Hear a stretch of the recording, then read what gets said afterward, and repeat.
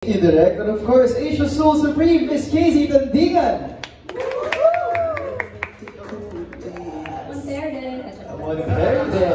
Hello po, maraming salamat po sa pagpunta niyo kahit umulan at traffic. Maraming salamat. Ay, tapos na. And of course, to complete the whole cast, award-winning singer-songwriter and hitmaker, DJ Monterde! Thank you po. Maraming salamat sa oras po ninyo sa pagpunta dito. Thank you so much, everybody. Sorry, ayan naman. Thank you so much. Yes, okay. Before anything else po, at to kickstart our super quick program, meron po tayong VTR na represent po para sa inyo. Feast your eyes, ladies and gentlemen.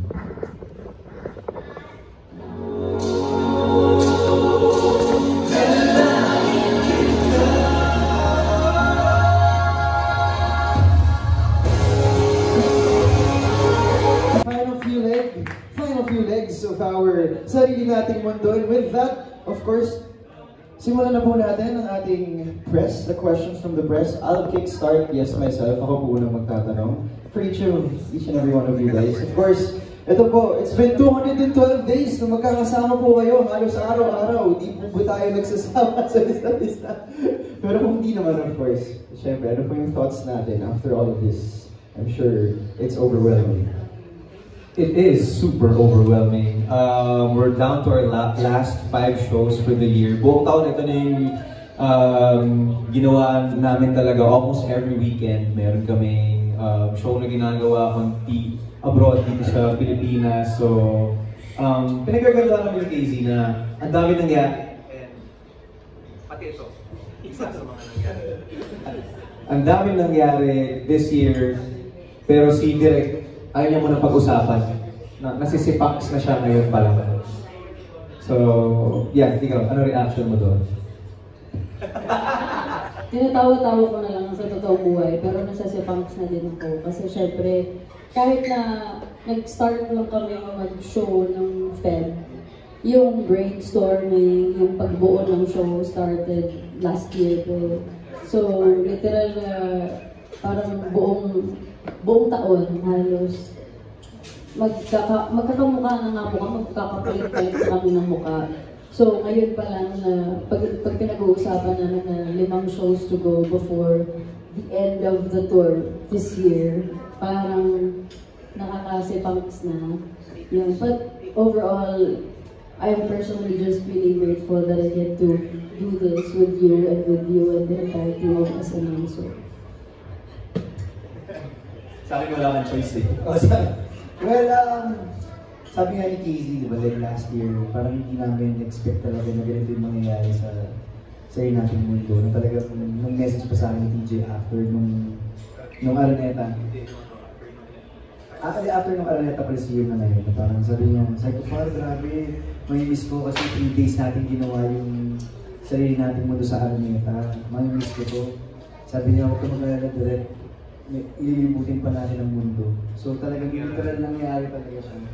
And nakakasipangs kasi I'm just so grateful na first tour ko, na mag-direct ako ng tour, sila yung kasama ko. Ate Sylvia, the whole team. Grabe yung hirap ng tour. Kasi talagang like, sobrang konti lang namin and we have to do so many things. Diba? Kailangan mag-multitask, natuto ko mag-lighting director, natuto ko mag-ganito, to give that experience to our kababayan lalo sa Amerika. And I'm just so grateful na sila Keys, TJ, yung mga stars talaga nung show ay walang ere. Yun yung talagang kasi like sa tagal ko sa industriya, experience like working with, hindi ko napapangalanan, but you know, like when you're on tour, there's some na difficult talaga, nakakababa ng energy. But with this two, with TJ, kahit sobrang pagod, lalo na yung last natin, yung 3 cities na dire-diretsa talaga, sobrang wala ako nakita ng reklamo, all smiles, talagang ang saya kasi ganun yung kinakapitan namin, ganun yung environment na meron kami. Kaya sobrang sakit at sobrang hirap na parang nandito na kami sa last 5 shows na ayaw talaga namin matapos. Thank you so much. Tissue ba? Tissue. Bittersweet, guys. Of course, bittersweet. Like all good things, they must come to an end. Pero meron ding bagong beginning na may announce po tayo mamaya. So at this point, may we ask the press for your questions?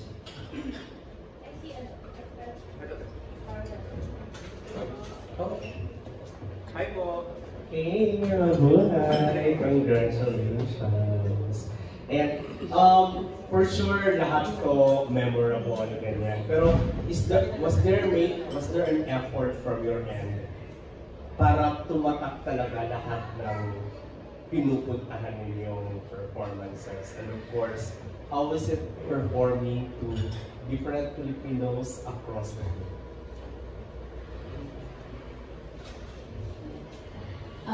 Any effort to make it special, oo naman po, every single time.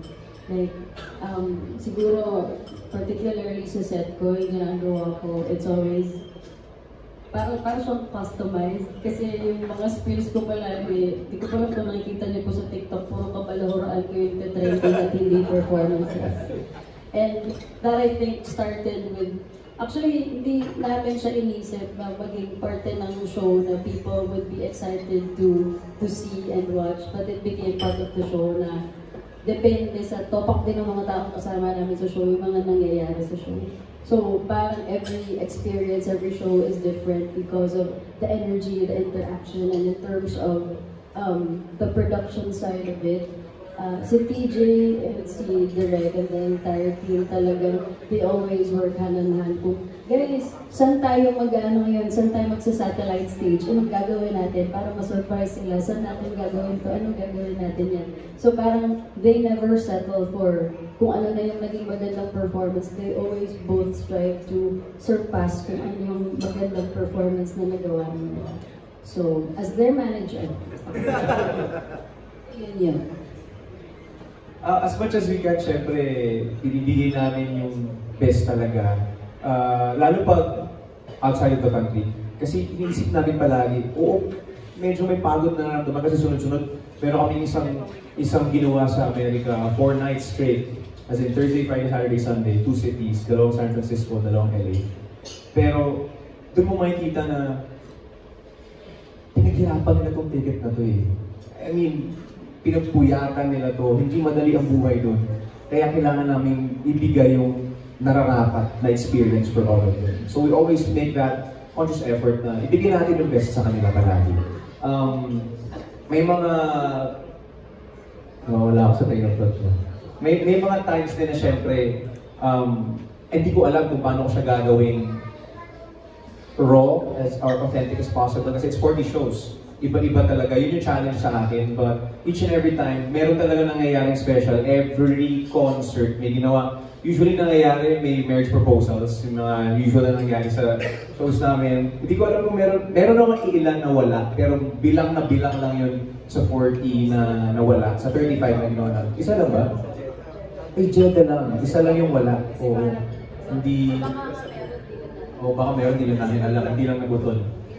Pero yun, yung iba-iba yung nangyayari sa CDO naman, gumawa kami ng gender reveal. So hindi ko alam bakit gano'n yung nangyayari, but nagiging special siya each and every city. Maybe because of hindi lang sa amin, kundi yung audiences na excited din sila na ma-experience yung buong concert. At excited silang i-share sa amin yung story din nila through the concert that we're having. Yes, at saka gusto ko rin like, yung objective kasi, like, nung nag-usap kami ni PJ, natin the whole cornerstone team, yung itutour talaga siya. Medyo mahirap na sa side nila in how to convince to bring the bracelets. Kasi, like, alam naman natin, like, pagka nag-tour talaga yung isang artist, pag after ng big concert, pag nag-tour, iba na yung itsura ng concert nila, mas maliit na venue, so feeling nila sa technicals din mas maliit. But we try to push that kahit pa paano may production value. Hindi man same hindi same yung stage na nabibigay namin, but at least maibigay namin yung parehong pakiramdam nung nasa Araneta. So we're just so grateful for all the producers na naniwala doon sa adhikari namin, yung sa objective namin to bring the SNL experience to them. And So far naman, sobrang saya ng mga tao at yun yung parang pinakamasarap sa pakiramdam namin na every after concert, grabe yung mga tweet nila, grabe yung mga post nila, and yun yung pinakamasarap sa pakiramdam talaga, na maramdaman nila yung worth ng pera nila ay sulit na sulit. Meron ba dun sa mga dates na na-reschedule? Wala naman. Reschedule? Parang wala na reschedule. Wala na reschedule. Lahat na tuloy.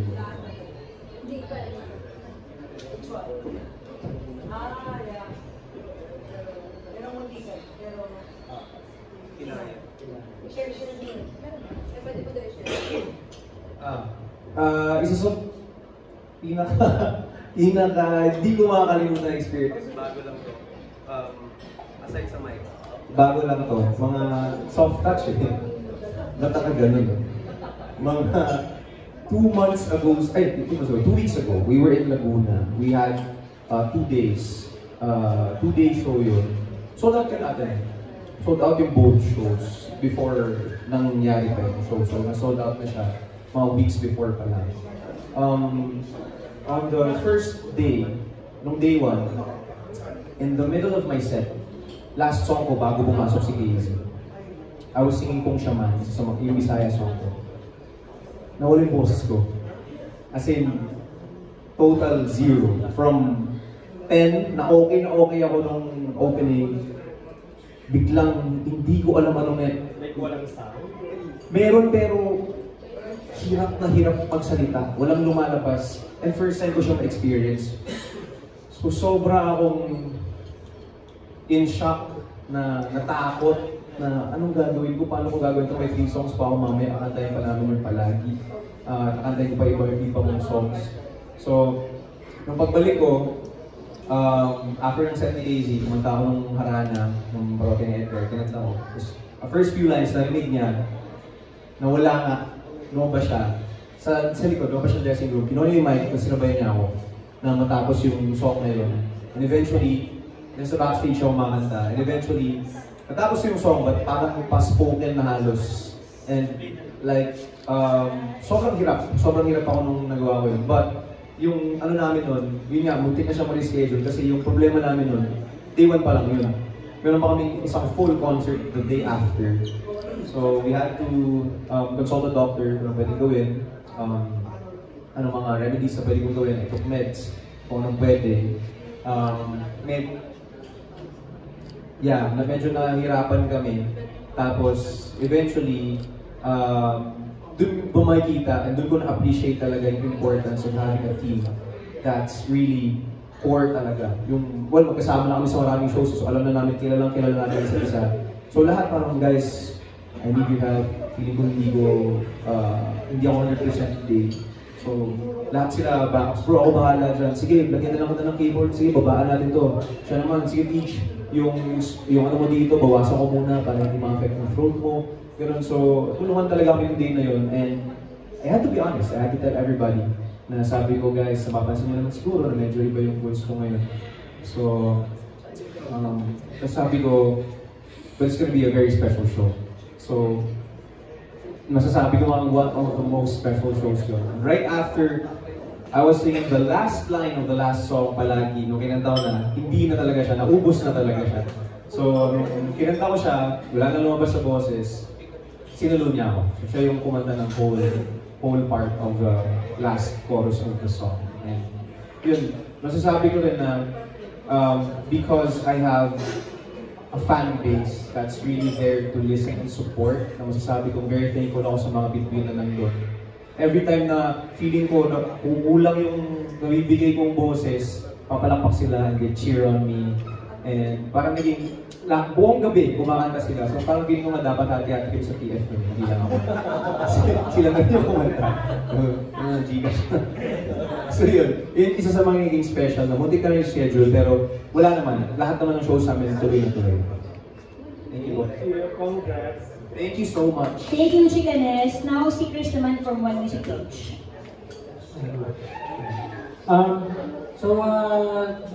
So throughout yung 35 na first stages ng tour, ano yung mga pinaka-memorable na fan interaction nyo dun sa tour? Soft touch talaga. First, hindi, meron siyang timer. Yes. Every 5 minutes yan. First in mind would be 2 weeks, last week, parang gano'n. May nagpa-picture sa amin, babae naka-short siya, tapos may tattoo siya dito. Mukha namin dalawa. Siguro, isa yun. So, mukha ko, tapos mukha niya. Neat niya. Hindi ko alam saan si Brady doon.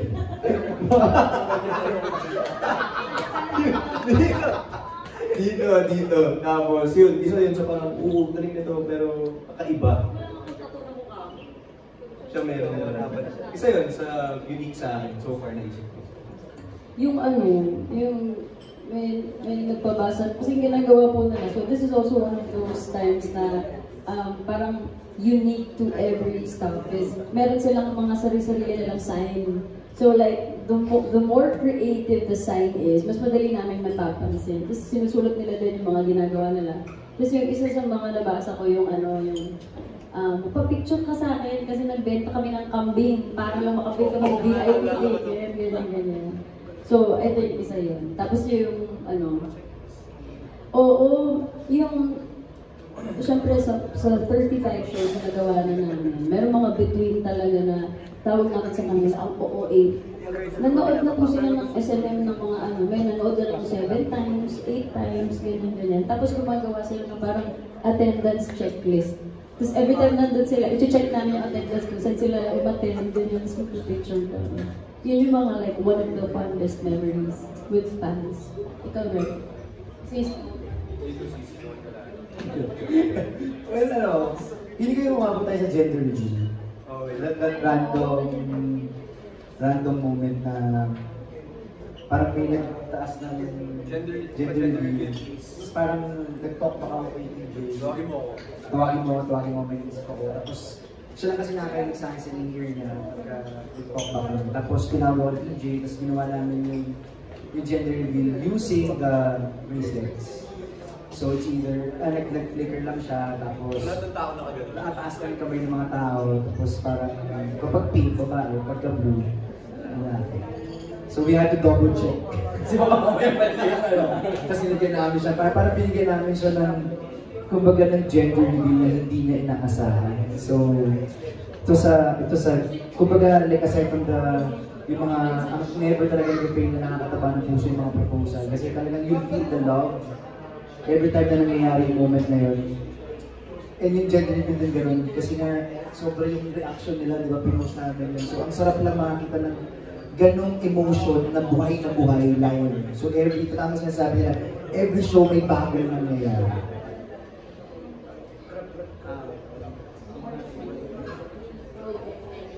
Merong iba nga, magkakahiwalay na sila tapos nagkabalikan sila dahil sa parang may iba lalapit sa amin, sasabihin talaga nila upfront, you know what, let me just tell you this, you just saved the 17-year marriage. Yung mga ganun. So, yun yung mga times na, wow, grabe ito, mga kakaiba po. And marami sila all throughout the shows that we did. Yun po. Ako sa last, kay Direk dyan,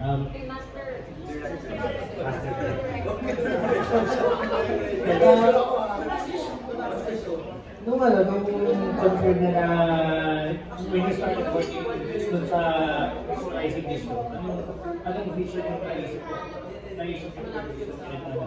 And how did it, and nung end product, how did it feel na nung nakita mo na nangyayari na yung may footage talaga. Like kasi nung ginagawa namin like last year yung Sarili Nating Mundo na show. Ang naisip lang talaga namin, like yung syempre yung venue was sa Big Dome. Parang naisip lang talaga namin yung Enzo, yung stage designer na sabi ko gusto ko parang dugtungan yung Araneta Coliseum na parang kaya yung stage ng DJ parang half ng mundo. So naka-cove siya talaga. And it was, kumbaga pinaka-naiyak talaga ako nung nakita ko na nung nire-rehearse ko was nung nag-meeting kami na ang daming pinitch ko yung idea na yung palagi kasi sa very strong song. So parang kailangan yung visuals niya, yung pagkaka-present mo doon sa song na yun, sobrang lakas din. So yun yung parang pinaka-pressure for me, that song. Pero nung pinakinggan ko yung song na yun, parang na-imagine ko lang for some weird reason is may pumapasok ng literal na red vintage Mini Cooper na pumapasok sa stage. Tapos doon na lang nabuo yung nandun pala si Casey, you can put a camera. So nung ginagawa namin siya doon sa rehearsal, naiyak talaga ako kasi yun yung pakiramdam na gusto ko maramdaman ng mga tao. Yung parang romantic talaga ng song na to. So yun yung pinaka-pressure at the same time, pinaka-memorable for me yung nabuhay na siya yung moment ko. Okay, si Grace from Better Style. Hi, good afternoon. Congratulations. My question is, paano nag-evolve yung relationship with collaboration from the start and then ito mga last times? Kami na, ngayon. Sobra, as in, every week kasi kami magkasama. So, hinahanap-hanap na namin ang isa't isa. Literal, pag wala kaming S&M sa weekend or sa week na yun, mga 2 weeks na, yun, maghahanapan kami, so mag-meet up kami, and sobrang naging close na rin kami talaga na halos lahat ng mga plano namin sa buhay. Kumari, kami ni Casey may plano kami ganito, uy, direct anong ginawa niyo sa ganitong mga aspeto ng life niyo. So, naging super close na rin kami. Aside from, syempre sa amin, lalo yung mga anak ng best friend na ni Casey ngayon, yung si Chorus, si 4 years old.